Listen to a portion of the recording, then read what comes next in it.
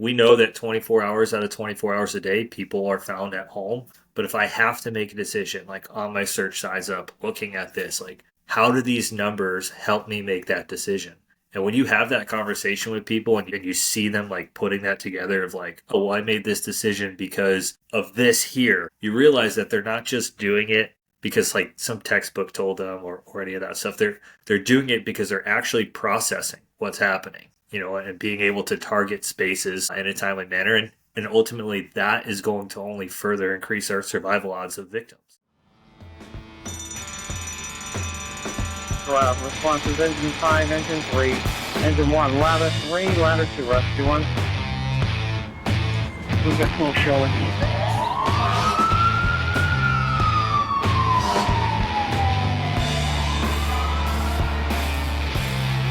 Division 1, you're on location, box 23, reporting smoke showing 727.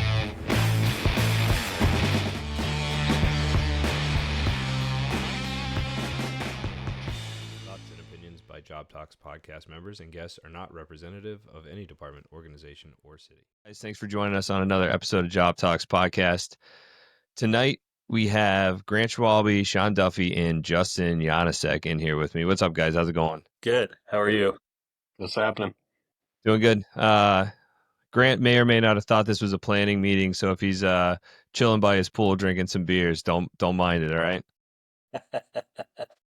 Real quick, before we get into it, I always like to give a little bit of background of how we ended up, on the internet talking about firefighting together. And this is kind of a culmination of the last couple of years. I started teaching at the Mass Fire Academy, ended up teaching with Justin. We had some pretty good conversations about search, ended up talking about wanting to do a conference up here in the Boston area. And lo and behold, Justin put in a lot of legwork. And this May, the 17th and 18th, we're doing the Metro Boston Fire School up here in Massachusetts.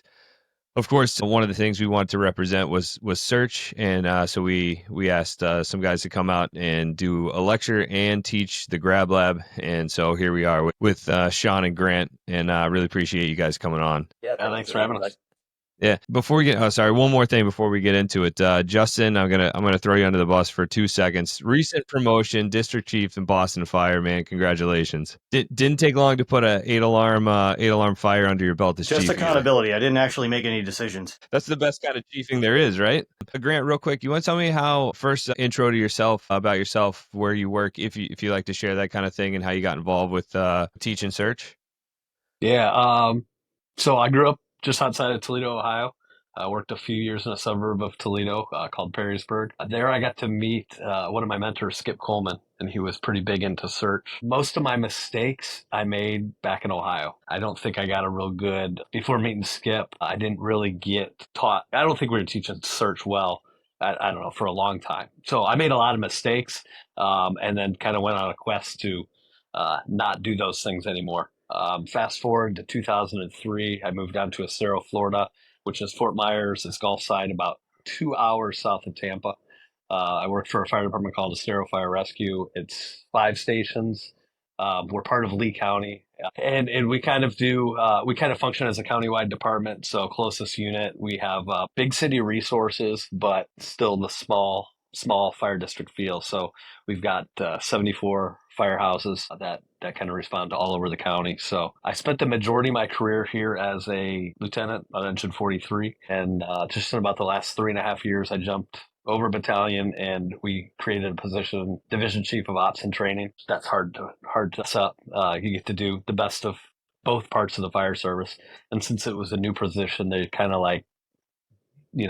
create it and do with it as you see fit. So that's about it.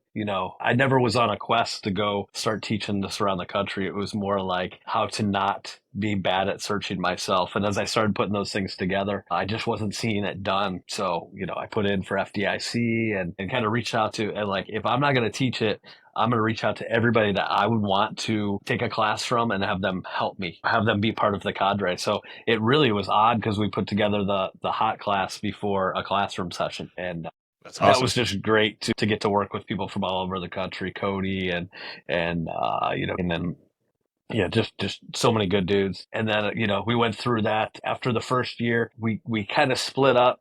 more because of the politics. There's politics involved with any of the big trainings and all that. It ended up being pretty good because then we took that same message and scattered. So That's great. everybody was teaching it in different areas, but we formed that bond and pretty much said, we're willing to help each other out, whatever that looks like. And so I think that kind of set the stage for just everybody in the search world kind of working together, which is kind of where we're at now.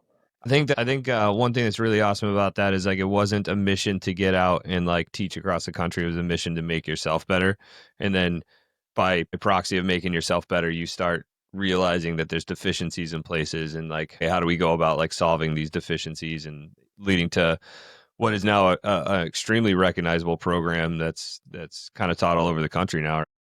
Yeah. Yeah. And that's been a conglomerate, a group effort of everybody just putting together.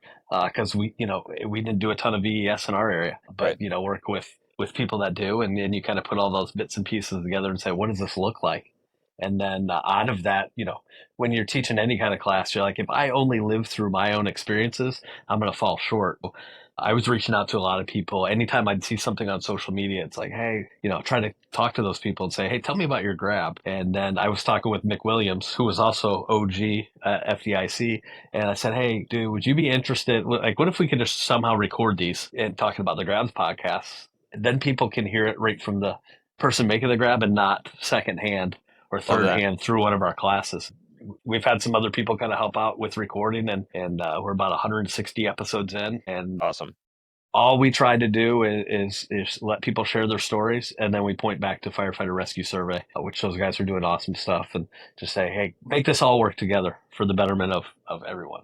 Yeah. So for anybody listening, Grabs podcast, if you guys haven't checked it out, you should check it out. Again, like you just said, one of the best things about it is you're hearing about a rescue from the person that performed the rescue. I think Justin, did your Proby had a rescue a few months ago? Did they end up going on the show, or I know you guys were talking about I'm it at not least. sure. I don't know what ended up happening with that. I got promoted out of there, so I'm not really involved in that circle at the moment. Understand And that? for anybody listening, we don't like have you fill out anything ahead of time. And anybody that wants to record, it's just dudes trying to line up schedules and record it. So we never hear anything before the actual recording. So when you hear it as a listener, that's the first time we're hearing it. And if we don't get back to you, it's just because we're busy. So just keep trying and we'll make it all line up. But we're not filtering or saying, no, this isn't good enough.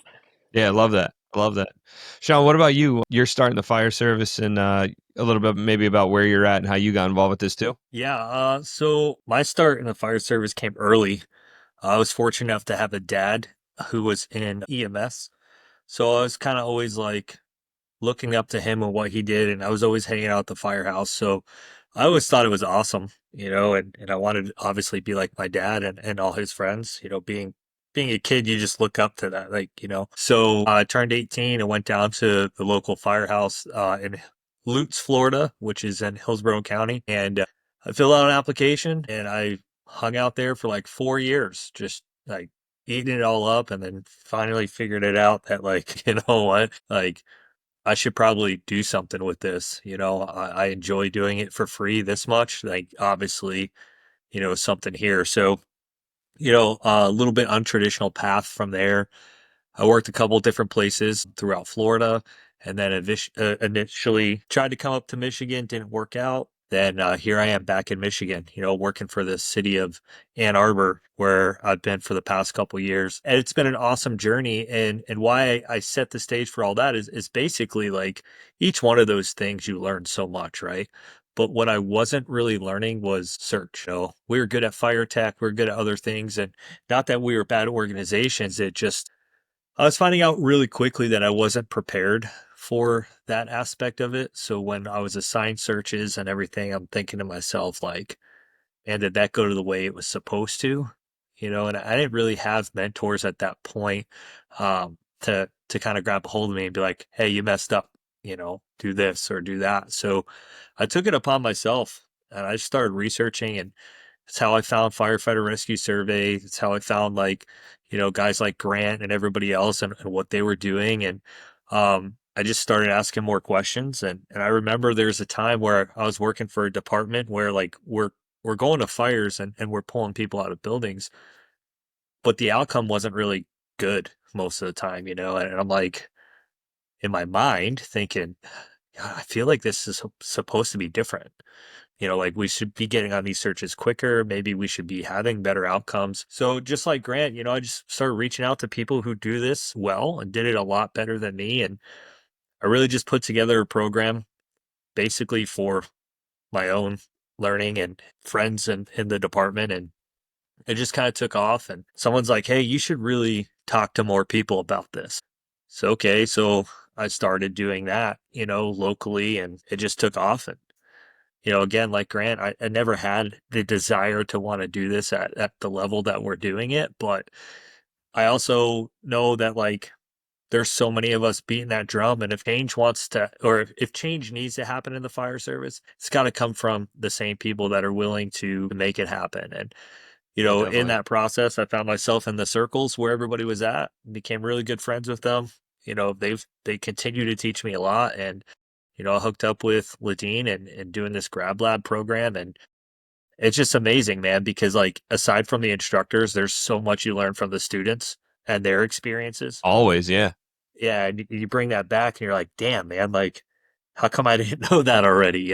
But it's really fun. It's really good networking, and it's a really cool opportunity to just, like, continue to fine tune that craft. And, you know, I I think that, like, we all wanna go to fires and pull people out of buildings, and the best thing we can do is be prepared for that. And, if you're thinking that you have all the answers and you're prepared, you're really not. So being in this avenue and doing this around the country, man, it keeps you going, keeps you on top of what's happening. Yeah, man, definitely. I know, like, kind of speaking to what you were saying, like the first conversation, I know, like, I had with Justin about search was, and I think I was similar to you. I started off at a smaller department, and I moved up to the department I'm in now, which is a little bit, higher volume and stuff like that. And I remember being like getting kind of turned on to finding the firefighter rescue survey and search culture and all that. And you start, like, same thing. You're like, something's kind of missing, like, whatever. And you start reading and you're like, dude, it's almost like I feel like you have an epiphany. You know what I mean? And I remember thinking, like, I've done RIT training. Not that it's not important. I've done RIT training 30 times. I haven't done a class on actual just straight up search. Like, that doesn't, like, we do RIT training, we do all this stuff, and then people assume that it's kind of the same thing to just go in and search for civilian victims, and it's not really. And I think that was the first conversation you and I had, Justin. And then again, like, talking with Justin. So Justin, you wanna give a little bit of background of how your story, and then also, like, taking the Grab Lab class, which you guys are going to be putting on here in May, ended up teaching for them, and then ended up using that to start structuring how we teach search at the state level here in Massachusetts, which has been awesome, I think. Yeah, so I guess similar to Sean, my father was a fireman growing up, and that's what I knew. I knew I wanted to do that. In the area I grew up in, there really wasn't any opportunity to volunteer or any of that. Like in Massachusetts, generally, especially on the Boston side or the coastal side, it's all paid departments. There's no volunteer opportunities. So I went to University of New Haven, and there I found my first volunteer opportunity. I volunteered for the West Haven Fire Department for the 4 years I was there, and that ended up getting my fire 1 and 2 through them, and rode more honestly with the paid department than I did with the volunteer department, and assimilated myself into that culture. And then I came up to Boston. I was fortunate to get hired. I ended up going to a real busy truck company. I stayed there and promoted through the ranks from there. So it was a similar journey, I suppose. It took me longer, I think. I mean, I started in West Haven in 2002. It was 6 years before I got on Boston, and here I am. I've been there since. For Grab Labs, I coincided with the first time I went to FDIC. I ended up signing up for it. I just liked the title and the description. I really had no idea what I was getting into. And then about 2 months before I went, the crew I was on, we ended up pulling a guy out of a building fire in a building that was pretty close to the fire station behind it. And that piqued my interest, and I was like, "Oh, this search class will be neat." And I took that. That's where I met Grant, and then we randomly, through take the door training, I ended up at Grant's department not too far after that, and all of a sudden we just kind of ran into each other everywhere we went. And for me, that's really, I think, what got me involved in it. From the state standpoint, the state academy was evaluating their curriculum. They hired a curriculum director, for lack of a better term, for the first time that I can remember, and I got asked to help make the search PowerPoints. I saw that as an opportunity to do more than just a PowerPoint. And I basically took the 8-hour Grab Lab class and just broke it into 1-hour lessons and forced that into the State Academy. And we've been doing it for about 4 years anyway now. 3 years probably. Yeah, I think when I came in was so we were doing our own academy, and I think it was like the first evolution of the new search program. So that would have been in either 22 or 21, Yeah, right? somewhere around there. Somewhere around there. Yeah. And I think one thing I think is awesome about all this is like it's a grassroots campaign, right? It's all just people who are passionate about this job and care about like rescuing victims and doing our job as good as we can do it. And then you end up, if you get outside of your home department and then outside of your county and your state, in your area, you start meeting all these people and you start realizing like, oh, this is like nationwide, right? And then the networking just happens, and then here we are talking on a podcast about pulling people out of buildings, and you guys are going to come up to Boston in a couple of months and teach a course for us. And I think that aspect of the job is something that's unique in general to the fire service and has been really awesome. As far as like I know you said like, Grant, you're kind of a fanboy of the Firefighter Rescue Survey, and Sean, you're with it a little bit. But one of the things, if you go to the Firefighter Rescue Survey page and you read, it talks about NIFers collecting data, and all of their data is based on negative outcome events, right? So like, was somebody hurt? Was a victim hurt? Was whatever the case is. And the Firefighter Rescue Survey started recording positive data, if you will, right? So data where we're actually pulling victims out of houses, and maybe the outcome wasn't always what you wanted it to be, but obviously we get better at doing that, hopefully. What do you think that did for giving you guys ammunition into starting to like bring this stuff to your departments and then outside of your departments to get people to listen? Because I don't want to get like political and into fights with people about the risk aversion or the culture of safety or any of that, but there's definitely a real sense in the fire service of doing dangerous things and what is worth it and what is not worth it. And I feel like the Firefighter Rescue Survey started giving ammunition to the, hey, we're not killing people by doing this. We're actually saving people, and firefighters are okay when they do it. So what do you guys think that did for you guys to have as a platform? Well, I can't speak for Grant or anybody else. I could tell you for me, it was really instrumental because like when we start having conversations, a lot of times they get really heated, right? And it's basically just my opinion versus yours, right? That survey and all the questions that are being asked breaks things down into tiny little bits. So like you can really dissect the rescue, and you can even really go further and dissect the fire ground, right? Like how long was it before, we entered the structure? Did we go through a window or a door? Like all of those good things. And I think having facts behind anything is really powerful because, I mean, even if you don't agree, it's kind of hard to sit there and ignore the facts behind something. And, we're all biased to some extent, especially if you're passionate about search. But I think it really helped steer like us in a direction of like, this is where we're doing really good. Maybe we can do better here. But most importantly, for search training, I think it's been phenomenal because you can take that data and you can make it apply to your organization and how you work and things like that, especially with looking at like the time frames. How long does it take you on average to get to your fire? What does that mean for you specifically? And you compare it to like the national numbers, right? All around the country. But when we're having conversations, like I've gotten more buy-in from people that I initially didn't think that I would get, just because you're able to come to the table intelligently and prove this and say, hey, look, let's break this down. And the thing about NIFers, when you have that conversation, is it focuses on negatives. And like when all we do is focus on negatives, we never focus on the positives. And the survey does that for us. It allows us to bring those positives right into the conversation and be like, hey, listen, okay, I understand. Maybe we didn't have the outcome that we wanted, but we still got in the building within 2 minutes and we still got them out within like 4 minutes. And the survival rates of most victims in these time periods that this is happening is, I don't know, like 65%, whatever that number is, right? Being able to attach that to the conversation, I think is huge, and it helps people try and like understand it. But I think it's important that when we have those conversations that we also understand that like these numbers can go up and they can go down, right? Right. we're getting these numbers. There's generally an evaluation at every 1,000. Survey started in 2016. The last evaluation was like 4,024. So you always have the people that are like, oh, well, that's not a large number. But I always look at it and say, like, well, I mean, at least it's some data, which is better than none. Yeah, I mean, it's a sample of the population, and it's not a requirement like NIFRS is, right? So Right. you're only getting it from people who voluntarily put that information forward. Yeah, for sure. And like when you start breaking it down, like asking the questions, like, what does this mean? Right? How do I apply this? Like knowing where victims are found, we'll take bedrooms, 45% of the time, and then we'll follow that by like time of day, let's say, largest number of victims being found between midnight and 6 a.m. We know that 24 hours out of 24 hours a day, people are found at home. But if I have to make a decision, like on my search size up, looking at this, like how do these numbers help me make that decision?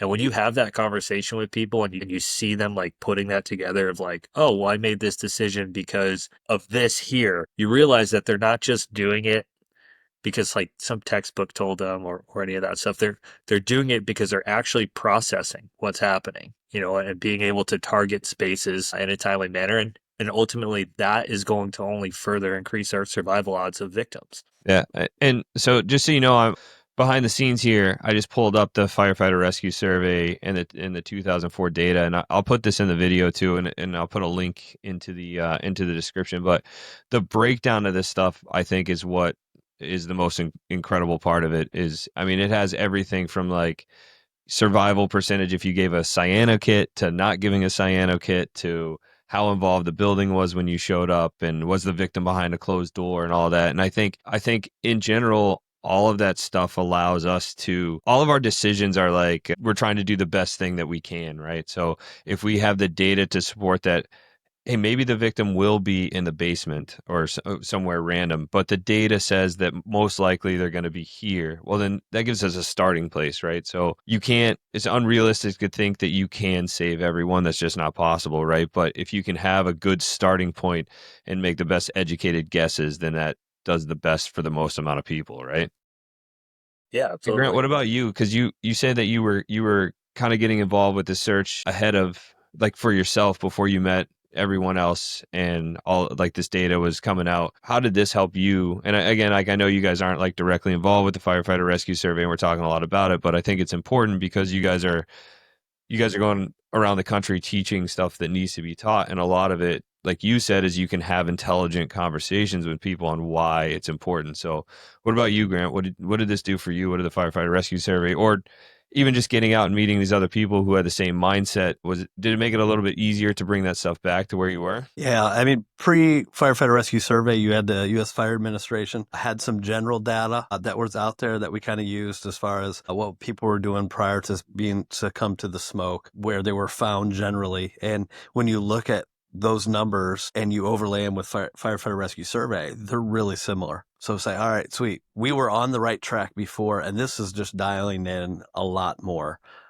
Even down to the were the reports of victims inside, were there not, how many victims did you find, where you found one, were you likely to find more? So it really just broke that information down better for us to teach from. And there was an evolution in a lot of those questions. So the questions that were 1.0 aren't the same questions that they are now, which is good because there's been a lot of input along the way. But I think from the standpoint of going out there and trying to beat your drum to say, hey, we got to go out and search. And everybody's like, why do we got to go out and search? Or you could point to these numbers, and I call it mind jujitsu. And we can show them the numbers and say, you say that we don't need to search every building, that vacant buildings, there shouldn't be anybody inside, but these numbers are telling us different. What do you think? And you know the answer, but you can kind of lead people to the same conclusion. It's not about beating them down. And like Duffy said, like, we don't want it to be either you're right or I'm right. That doesn't do anything. What we need to do is we need to come to a shared agreement on what our mission is. And I think prior to search really getting big, what was the mission? I mean, we all went to fires, but what was the goal? I mean, put them out. Who went to the biggest, can we go to an 8 alarm fire or what was it? And now we know the mission is all operational tactics should support getting the primary search done as fast as possible. Sometimes you're going to find a victim. that's a win. More often than not, you're not going to find a victim. And, what I love to capture with our crews is just find me a room where somebody could have been alive. And then we walk through with an iPhone, like before units leave the scene. And we interview the first like 2 arriving officers, and we're like, hey, tell us what you had arrival, talk us through everything. And then they walk through the house and they show us where they search first. And then, you find a room with a closed door and it's untouched. John Lockwood said the only thing missing is a victim. They did the right thing. If there was a victim there, we would have saved them. For me, as a chief officer, if we go years between victim grabs, how do I keep people's energy up and knowing that that's the mission? And it's celebrating those little things to say, if they were here, we did it. We came in, the trailer was rocking. The whole front of the trailer was rocking, but you guys made it to that back bedroom, VS'd it. There was nobody in there, but that would have been a save. I think, it's showing us where the mission is. You flip a little bit, and Justin, I give you props for promoting up. Now the hard part is as a street smart, firefighters have opportunities. We need to move up the ranks, but it's what do you do with that street smarts? And this has given me, a lot of chiefs are reluctant, they're risk aversion, and, it's like, well, the worst thing that can happen is anybody get hurt on my fire ground. But we need to balance that with the mission. And I think the safest thing we could do is get inside, get a quick search done, and then we can take the foot off of the gas. But these numbers, Firefighter Rescue Survey numbers, help us with that time factor. How fast are victims found? Getting cyano kits on the EMS rigs that are coming. And also you're pairing that up with the data, not drama.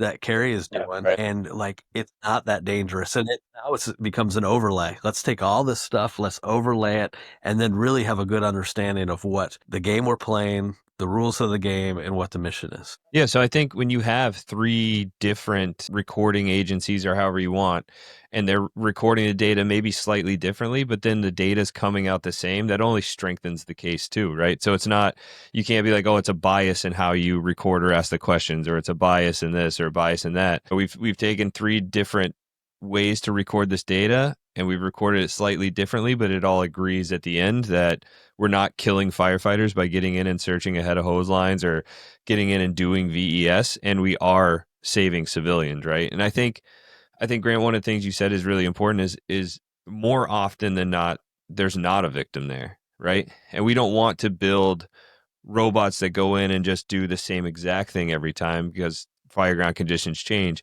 But we do want to build people that go in and get tasks done every time. And one of those tasks needs to be the primary search, right? So that building's going, you need to get to that last bedroom. Like you said, probably not going to be somebody in it today, but one day there will be somebody in it. If you don't have that practice to get there under when conditions are easy, they're easy, and sometimes they're not easy. But if we can practice in all those conditions and get people into those spaces, that means that the time that there is a victim, then we're going to get them out, right? Yeah, and we look at trends. I mean, over a course of 4,000 rescues, and we even see it on a smaller sample in the Grabs podcast. You see trends in the search. It's the timing, where victims are found, where if there's multiple, where they're found. And what Duffy said is we take all that and we bring it to the training ground, and then we highlight those major points. And then when we get done teaching it, we incorporate it into all the scenarios. So then we can see, did they understand what we said? And I got a guy on our department, just a phenomenal young firefighter, Danny Boyd, but we ran him through a scenario where there was a victim underneath a parent. And I heard it from Larry McCormick. He shared the story. We implement it in there, and he missed that baby victim. And the way it affected him, you'd think he was actually on that call and missed that victim. And that stuck with him. And man, I would rather have those come up in the training grounds so that we don't have to do that on the fire grounds. And it's made him a better fireman. So I think it's been cool to take the stories and the data and just bring that to the training ground. Yeah, I think, and Justin can speak to this too, but at least I know that when we train recruits or people in the department, you're going through training evolutions are going to make mistakes. We talk about that. I mean, I just recorded an episode with Mickey Farrell. We talked about that, right? Like you make a mistake probably every fire ground, every training evolution you do, right? But if you can make those mistakes, I'm always happy when they're made on the training ground, because if you can make them on the training ground and then you can, instead of berating somebody, I mean, obviously we like to have fun with the recruits here and there, right? It's part of the job. But instead of berating them for making a mistake, you can actually get them to absorb that lesson. And like you said, like your, what was the guy's name that you said there? You can feel that, then maybe next time that mistake won't happen when it is the real time. And I like that. I like that a lot. How did this transition into teaching the Grab Lab for you guys? It was accidental for me, honestly. Uh, I've been doing my own thing, teaching my own programs and stuff like that. And it's like one day, Ladine called me up and he's like, "Hey, dude, we're going to be here. We need another person to help out with the Grab Lab. Are you in?" I'm like, Of course." Always like hanging out with my friends and doing stuff, and going places I've never been, meeting firefighters and stuff like that. So, like, just did it and it worked out. And, from there, it's just kind of continued. And I don't say that I go every time, whenever they need me and I'm able to go, I'm there. So that's the beauty of this whole thing, really, is that we all independently have our own stuff, but we all rely on each other too to make sure that things are happening. We continue to push them. That's Yeah, awesome. that's been the cool thing. When Ladine reached out, it's getting to teach with people that you normally don't teach with. I've got the guys that I'm comfortable teaching with. They can finish my sentences and we've got it down. But to get with guys that are teaching it elsewhere, it really allows us as instructors to learn from each other. And like, man, this is how Duffy's doing this, and this is how this guy's doing this over here. And some of it I take, and some of it I don't take. But it's just like the students learn a ton, we pick up a ton, and it's really cool to get to spend time with good friends and hear how they've tweaked things over the time and what they've learned from other students. So we're multiplying it every time we get together. So it's cool. Yeah, that's kind of the goal, right? Is the more people you can get, not necessarily involved in teaching your specific like Grab Lab program, but the more people that you can get to retain the information, be able to regurgitate it, whether it's with you guys or back at their home departments, that's a win, right? Because at the end of the day, the goal is to get people in buildings and pulling out civilians, right? It's Justin, twofold.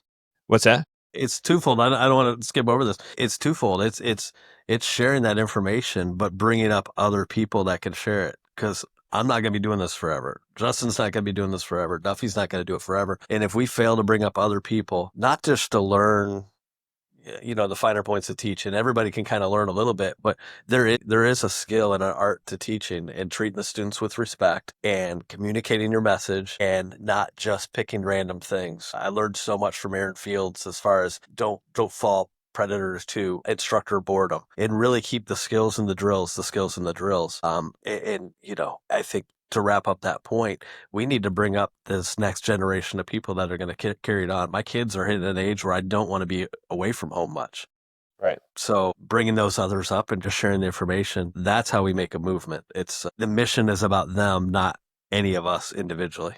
I love that because I think in business, and you see it in firefighting, is if somebody has something valuable, they want to hoard it, right? Because they don't want to be replaceable, right? They don't want somebody to come in and be able to take their place and regurgitate that information and then, kind of make them irrelevant, if you will. Not that any of you guys ever be irrelevant, but one of the things I think that's special about the fire service and the people that are doing stuff like you guys are doing is that it's not ego driven. It's not about you hoarding the information or you knowing and being the one to teach the information. It's about the information being spread so that when our time to step away from this job is, and whether we like it or not, we're all going to have that time, somebody's there to fill in that gap. And hopefully somebody with, as times evolve, modern techniques, modern data, modern whatever the case is, to continue that path, right? And that's, I think, to me, that's building culture, right? Is handing down the stuff that we learned from the people that came before us. Now we're taking, hopefully,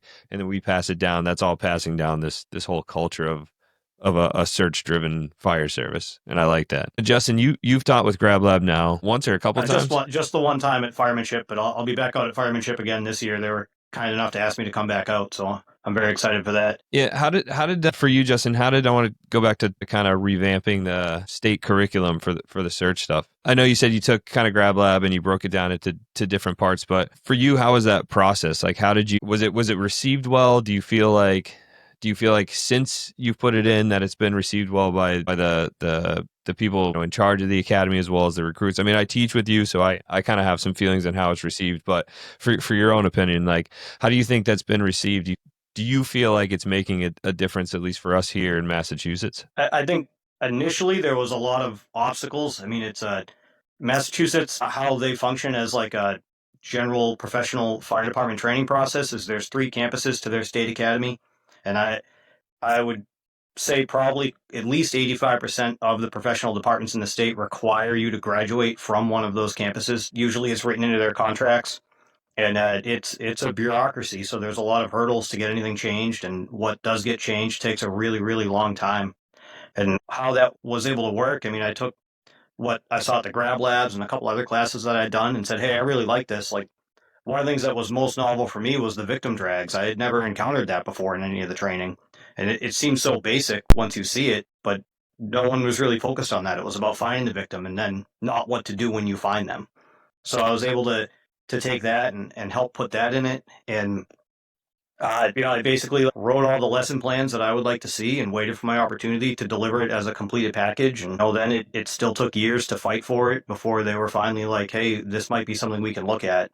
And really what forced their hand was the rescue survey because they wanted the data. They had put in the exterior water application or transitional attack or all these other things that came from science and data, and they wanted that to back it up. And once I put that stuff in there, it was a lot easier of a sell to them. Yeah, that's awesome.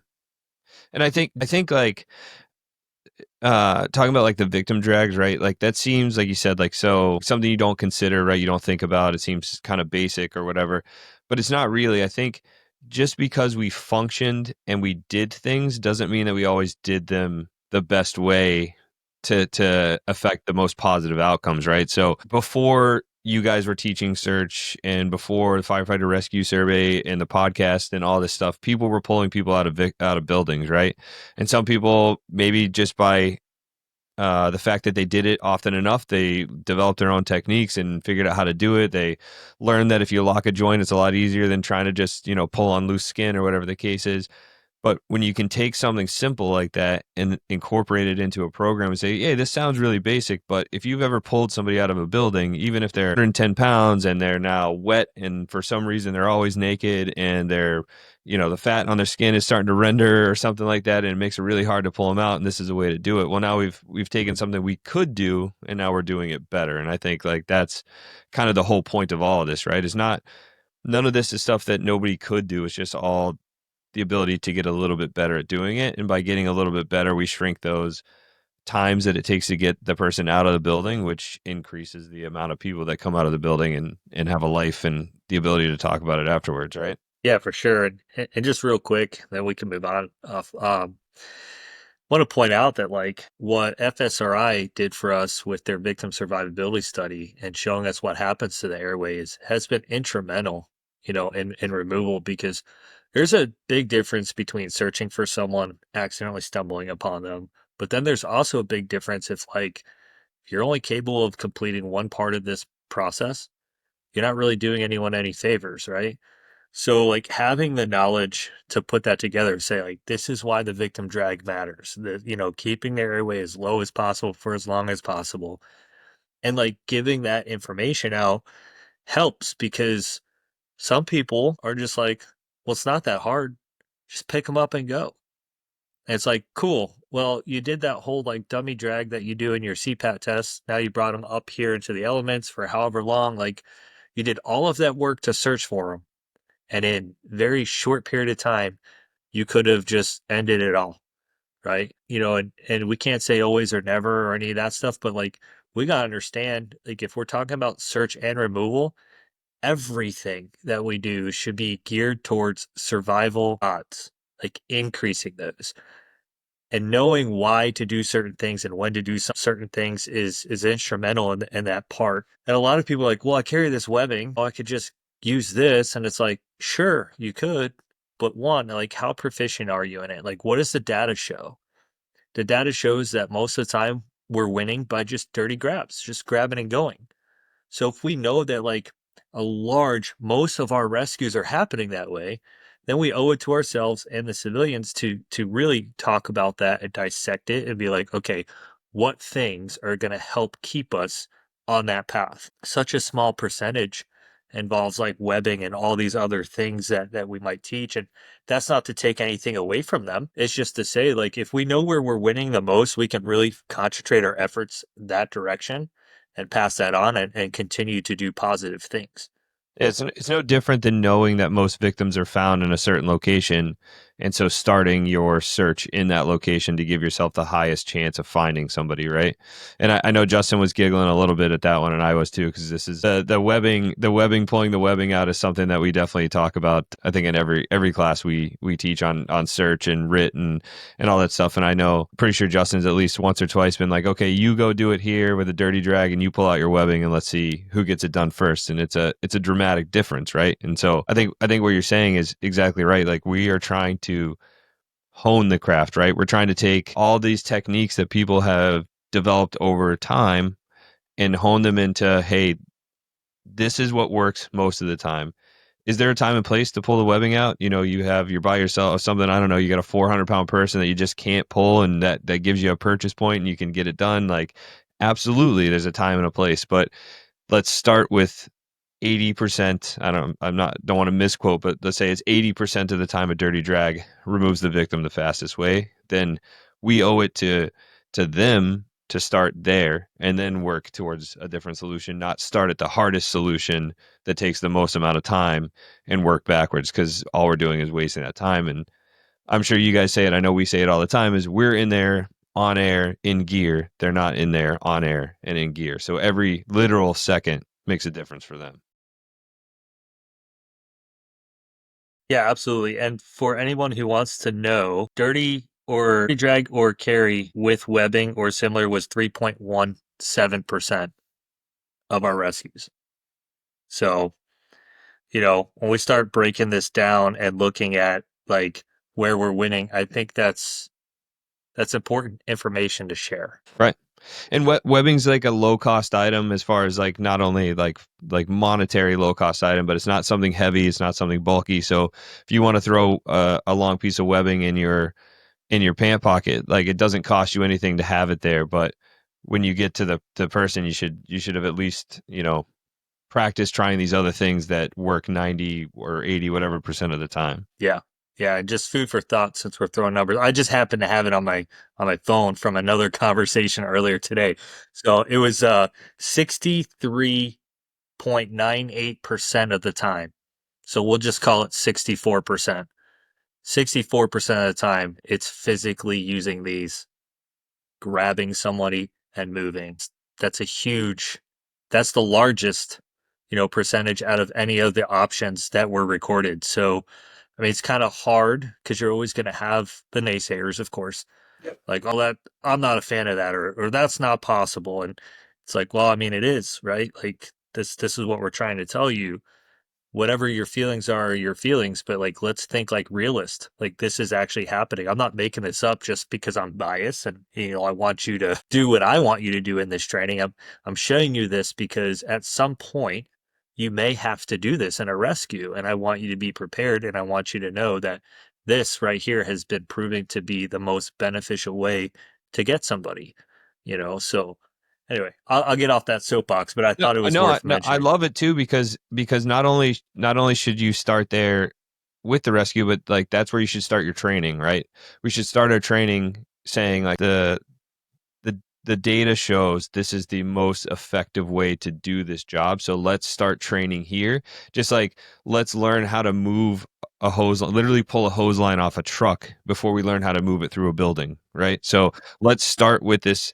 Let's start here where the data says it works, and then we can talk about other techniques for the times that it doesn't work. But let's start with what's going to make the most effect the most amount of times, right? Yeah, absolutely. Let's hear it. Let's hear it. Love that. Amen.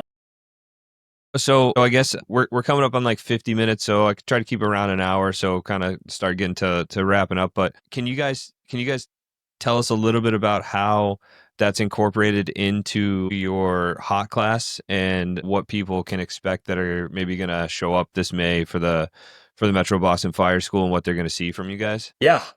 Usually when we do this, Nick has me do the victim removal portion, usually out a window, things like that. If that's what happens again, you can definitely expect that drill on my end of not only the dirty drags, but cool, like, again, going back to FSRI, like sometimes the way we want to go out may not be the best option. So utilizing that and saying, okay, like in this case where we have chosen this window, what does that mean? And, we go over kind of all those things. Like if you're doing this properly and we've entered this room and it was isolated and ventilated, like we should get some good lift, So in that, I always try and encourage people to give confidence in themselves, right? Because they often like I'll pick the biggest person in the class and I'll tell them like, hey, lay down. And everybody's like, oh my God, I can't do this. And I'm like, well, you've kind of already failed already by telling yourself you can't. If we learn how your body mechanics work and we couple that with how this person's body mechanics work, and we realize like, well, if I put my hands here, it turns, and we also understand that everybody's body's different. They bend different ways, different, size and shapes, like all that good stuff. The more you start putting hands on people by yourself, the more confidence that you build in realizing like, hey, I can move a lot more than I think I can. And that's not to say that like you're always going to be able to complete this rescue by yourself. Obviously, we want more hands if possible. But what it is to say is that at no point should we just stop and wait, right? And there's obviously exceptions. You got a 600-pound person. Well, I'm not really doing much Right. on my own here. But, keeping it and what we can prove, like majority of our victims, being in the 200 range, something like that, then I feel like you should be able to pick a technique and have confidence in yourself that although it might only be like 6 inches or a foot at a time, like you're moving towards the exit, right? Like what we're going to do here. So that's a lot of what I do in the program is just getting people's confidence levels up, getting their confidence level up with like their search positioning, how to do these drags, because you'll get a lot of people that'll be like, oh yeah, I've done that before. I know how to do this. And you're like, great, cool. So this is just another rep for you. Let's rock it out. And then you realize like maybe the way they were taught, they thought they understood it, but they Right. still kind of need some help. And you just help them out. And most of the time they leave that class going, man, I I feel like I could do a lot more than what I thought. And that's what this is about. Like whether you're searching or whether you're doing victim removal, like have confidence. Have confidence that you completed that primary search. Have confidence that, like when you say victim, victim, victim, and you put your hands on somebody, that you can do the things or at least set the stage for what's to come and complete this rescue. That's awesome. Right. I love that. I'm obviously very, very much looking forward to having you guys up here. I think for us in this area, I don't want to say too much, but like the conferences aren't super frequent in our area. Part of that because the Mass Fire Academy gives out free classes, which is awesome, right? It's a benefit that everybody has. But the downside of it is that you don't get these people from all over the country who are doing these things that put their different knowledge together, coupled with a data driven set of information and then deliver it into a program. So I'm pretty excited to have you guys up here. I know Justin is too. Before we go, I think that's a pretty good place to wrap it up unless you guys have something else. But before we do go, any last, like, I like to get like a word of wisdom, a quick maybe training drill, something that we can leave people with if they listen to this episode that they could go out and either think about or talk about, or a drill that they could do quick and easy in the firehouse, something that they can to help them kind of improve on this. I would say it's not really even a word of wisdom. It's just if you can't get in the building, you're not going to be able to rescue anybody. So, this really all starts when you get up on shift, like how you set your gear up, all those things. Like somebody could put their mask on, with gloves on in 15 seconds or less. But if their person next to them is taking 45 seconds, and you're waiting on somebody, like that's time that's wasted, right? So I would say like be very intentional, not only with how you set your gear up, but making sure it's functional and that you can get in that building quick, right? Because figuring out when you get to the fire ground or thinking that, like, oh, I think I'm pretty quick, like that's not reality. Reality is like we could step off that rig right now and somebody's hanging out the window with a child wanting you to come rescue it. And like now you're all amped up and you haven't figured out how to put your mask on or any of your stuff on like under that kind of stress. Like you need to really be building building that repetition in every single day so it becomes muscle memory. Get off the rig with your gloves on.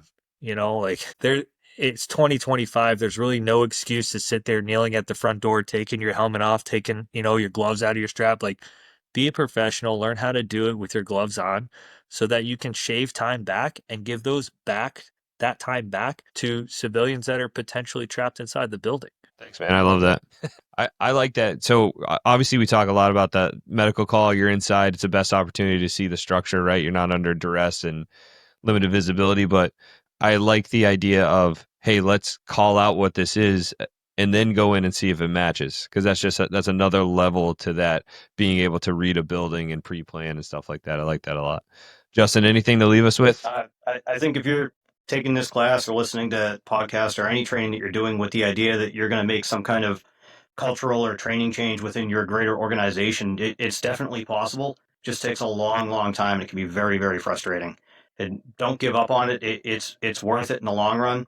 Just keep doing it. Keep trying to build it as much as you can. So when you get that opportunity, you can deliver the entire package and give them fewer opportunities to shoot you down. Love that.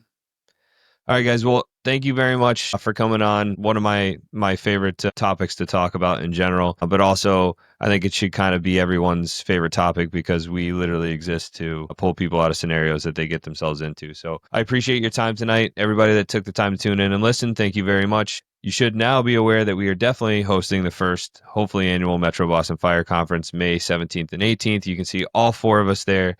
If you haven't gotten your tickets already, check out the description. I'll post a link in there. And we just dropped some awesome swag for the conference. I'll post that in there as well. And we'll see you next time.